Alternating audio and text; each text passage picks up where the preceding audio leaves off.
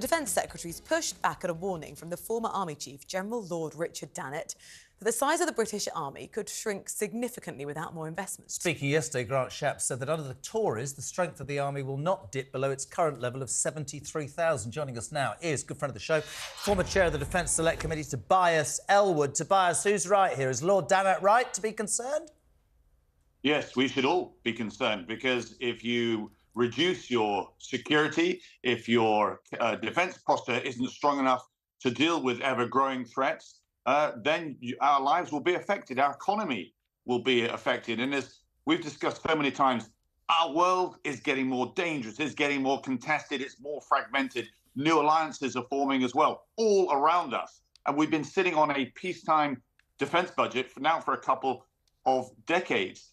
And I'm afraid these authoritarian states are actually exploiting the West's collective reluctance, if you like, to intervene. That's slowly beginning to change. We're rekindling a sense of statecraft, if you like, that we had in the Cold War. But we've certainly entered a new Cold War. And what happens abroad affects us. We saw that in Ukraine with the grain ships unable to get out. That hit the pockets in the UK.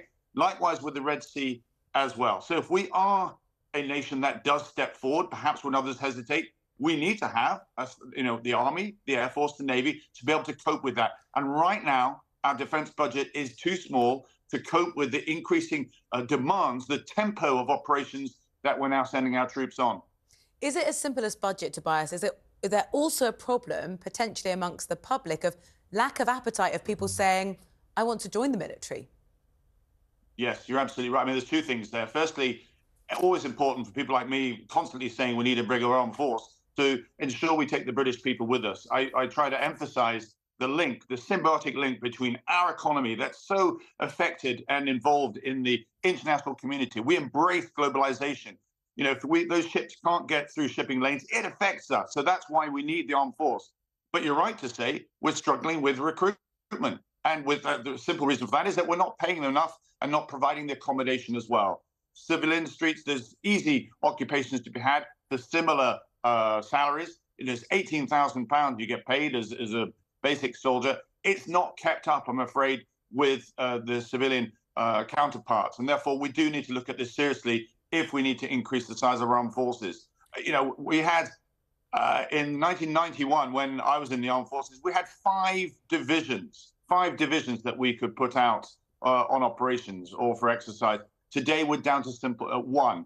And same with the ships as well. 50 frigates and destroyers, down to just 15 now. Fast jets, again, 36 back in 1991. We're down to just 6 today. By any measure, this is too small to be able to deal with what's coming over the horizon. And you know what surprises me, without making it political, Tobias, because I agree with everything, and you can argue that maybe Wallace stalked out of defence because he wanted more money. The cuts in the defence budget started with Cameron. We know that. That's absolutely a fact 15, 20 years ago. And we are not at a level we should be. And you look across this country at the cost of living crisis, and people will argue, you know, I can't go to a doctor, I can't do that. I get all of that. I don't know what's happened, but one of the things that I thought growing up the Tory party was built on was a strong military. And unless they do something about it, as you quite rightly say, and it ain't warmongering, we might find ourselves in a difficult position. I think whichever government there is going to need to deal with this head on. Really do. Yeah, it stems back to the Cold War. We won the Cold War and then assumed that everybody was going to play by the international rules. And over time, progressively, we've seen that there are competitors, authoritarian states that don't want to play by the rules anymore. And we've been in denial about where this is going, what China wants to do, where China wants to take the world and take other countries with it.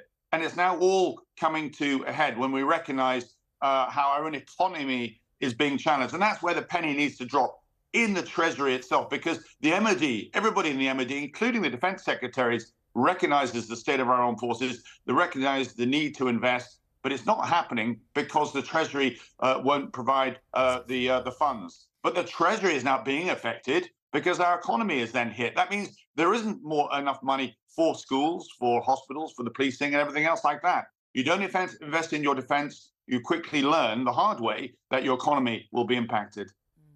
Tobias, thank you. One final question, because literally the quickest question. Are diversity drives affecting the recruitment process, yes or no? Quickly. That's the big question. I think probably yes, they are. Make really clear why you're going into the armed forces. You're joining something quite incredible. You'll learn about yourself. You'll be doing something that Britain requires, and you can hold your head up high in any pub, across the country and say, "I'm serving my country." That's something, the single reason alone to sign up and join our fantastic armed forces. Tobias, always a pleasure, mate. Good friend of the show and good to have you on. Thank you very much indeed.